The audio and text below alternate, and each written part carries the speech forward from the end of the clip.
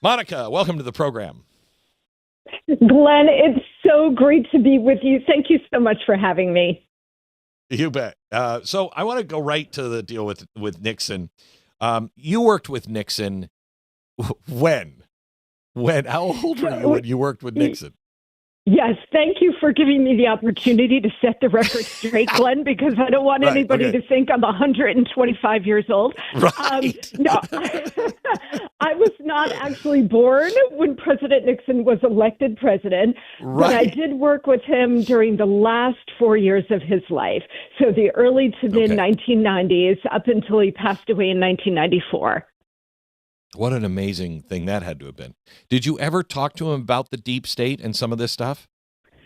I did, actually. And what's so gratifying for me, Glenn, on a personal level is I really adored President Nixon. You know, I came to know him as my boss, of course, for 4 years, my first job out of college, but also he served as a grandfather to me. He was a mentor, and he was a very, very dear friend of mine when I was very young, and he was at the end of his life. So I promised him before he passed away that I would take care of his legacy. I said, Mr. President, I pledge to you that I will spend the rest of my life advancing and protecting and defending your legacy. And Glenn, I'll never forget, he looked at me and he kind of smiled in a wry kind of way. And he said, Monica, I appreciate that, but you're going to have much more important things to do in your life and career. And now, of course, here I am working for President Trump. But I pledged it to him. And Glenn, I have literally spent the last 30 years since he did pass away doing exactly that. So now to see these new documents coming out, these new revelations about the truth, about what happened to Richard Nixon and how Watergate was a deep state frame-up of him, is personally very gratifying. I will say that when I worked for him in the early 90s, Glenn, to your question, we did speak about it, but nobody really knew what the deep state was. Now, remember that Richard Nixon served as Dwight Eisenhower's vice president.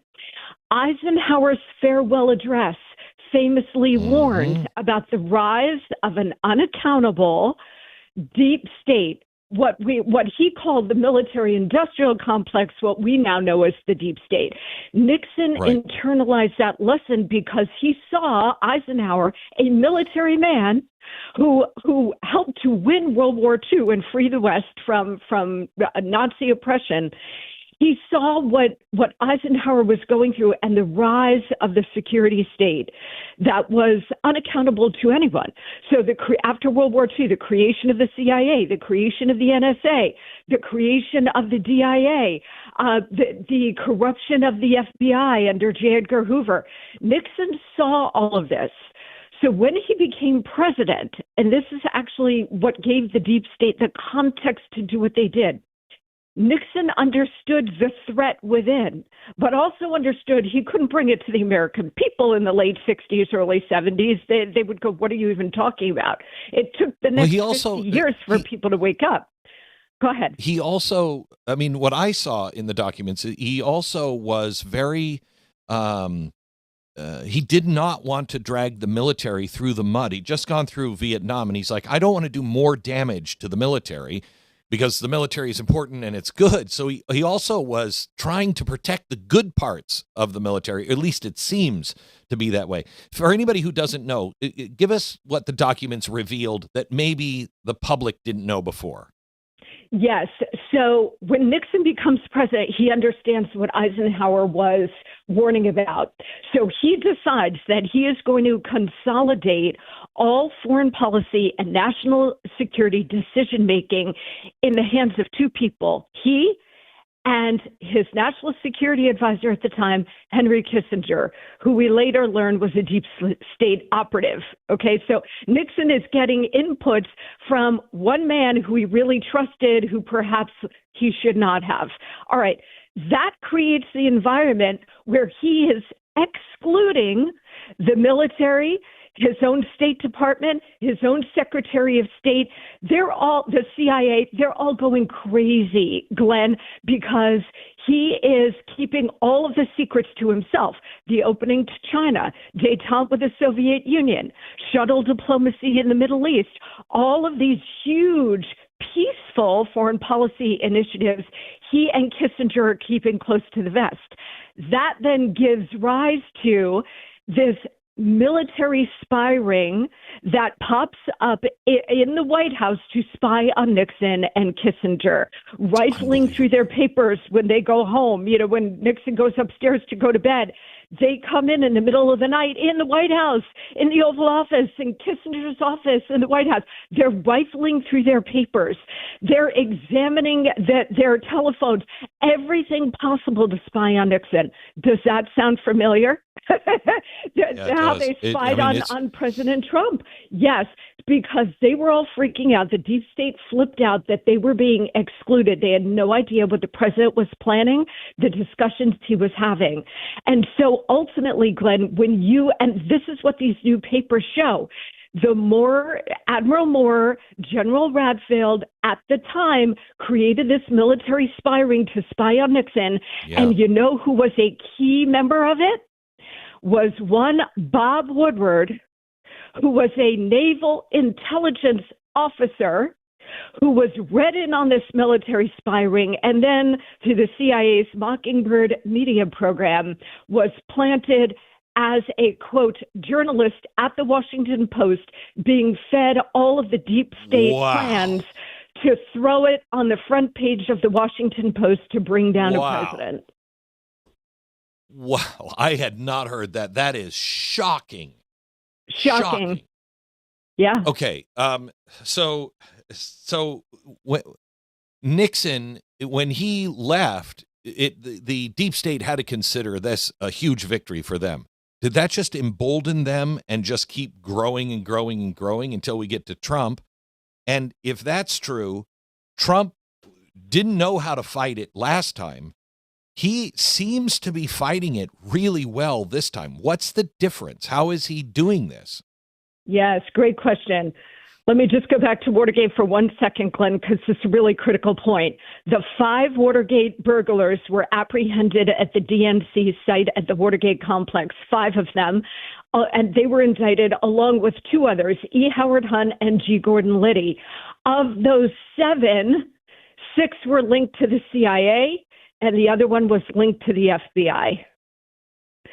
So to your bigger point about Nixon's selflessness, which is what these current documents show, Nixon decided not to fight it in the moment because we were still in the Cold War, and he wanted to preserve the integrity and the public's honor of the United States military. So he did not blow the whistle at the time. He fell on his sword for the second time in American history, because the first time was the 1960 election, which was stolen by the Kennedys and by Lyndon Johnson, who was also a deep state operative. It was stolen in 1960. He was presented with concrete evidence on election night, and he said, I am not going to challenge this result because the American people deserve a full-time president who is not under a cloud. Nixon gets no credit for putting the country first, not once, but twice. You talk about what Trump has learned. We talk about Nixon, but the deep state goes back even further to your favorite president, Woodrow Wilson, Glenn. Of course. And the rise of progressivism here in the U.S. and the West. But remember, Woodrow Wilson comes in at the exact same time that you have Vladimir Lenin getting off the train at Finland Station and launching the Russian Revolution. You know this better than anyone. Those 2 tracks to destroy and crush the West gave rise to a globalist transnational deep state. Donald Trump, in the first term, did not know what he did not know. He had never done any of this before, but he knew that he was targeted. This time around, and God always has planned, so just as God sent Richard Nixon into the wilderness from 1960 to 1968, when he ran and won again, he sent Donald Trump into the wilderness for 4 years during the Biden years. Again, catastrophic for the country, but God had more work to do in both men. And when Donald Trump comes back this time around, he's so much wiser about how Washington works, the deep state here works, but also the globalist deep state. And Glenn, when I tell you, because I was in the Oval Office with him yesterday, this man is dismantling our deep state and the globalist deep state brick by brick. And he's doing it by pulling the funding, pulling their money. We know that they launder money in a couple of different ways. Human trafficking, Trump is putting a stop to that. The drug trade, he's putting a stop to that. Sealing the border. In every direction. He should look into the art world. He should look into the art world. Just saying. But go ahead. Good point. No, thank you. Piece by piece. I can talk to you about that sometime off the air if you'd like. But anyway, I would love it. I love it. Yeah. No, he's cutting off their sources of funding, which are all illicit and very dark: human trafficking, child trafficking, and the drug trade. This is, and another reason why he got Maduro alive is because the drug trafficking trade through our entire hemisphere has funded a lot of these deep state activities. Trump is doing it piece by piece. And he is working with like-minded leaders, like-minded countries. This is why, Glenn, tomorrow my team and I are actually helping to run the first Board of Peace inaugural meeting. And I think we've got about 45 heads of state and others, foreign ministers, maybe more, maybe 60, it's up to now, coming in tomorrow for the inaugural meeting of the Board of Peace. I love this. Donald Trump is building parallel organizations to the corrupt deep state globalist ones like the UN, like the World Health Organization. In a couple of weeks, we're going to do a Western Hemisphere summit. So what he's doing is building a parallel superstructure of like-minded people who are with him on destroying and smashing the entire corrupt globalist status quo that has actually run the world over the last 70 plus years. Monica, I have to tell you, he said to me, I hope to be considered like a founder. And he said, my goal is, George Washington was so great. And I'd like to be remembered, in a category like that. And I thought, wow, that's pretty ambitious. I've been watching him, what he's doing to the rest of the world, how he's dismantling this. I think he won't be remembered like Washington, but he is a refounder. He is in a unique category that I would only put a couple of presidents in. What he's done is remarkable, and the American people just don't understand it yet. I know you have to run. Can we touch base on America 250 just quickly? Sure. Yes. Thank you. And yes, I agree with you. If you look at the big three, Washington founded the nation, Lincoln saved the republic, and Donald Trump is restoring the republic. Yes. That's how I look at it, Glenn, the big three. So in terms of America 250, very exciting as we're getting closer to July 4th. We have founded an organization that is nonpartisan, a public-private partnership called Freedom 250. And I know you and your team are working in partnership for your big May 2nd event on Ellis Island. Yep. Incredible. I want everybody to attend that. It's going to be amazing, highlighting legal immigration that helped to build this country. Legal really immigration. Yes, of course. So freedom250.org is the website. Please go check it out. We are planning the Great American State Fair on the National Mall with all 50 states represented. We are organizing a national prayer event to return the nation as one nation under God, Glenn, and that will be on the National Mall on May 17th. So everybody mark their calendars for that.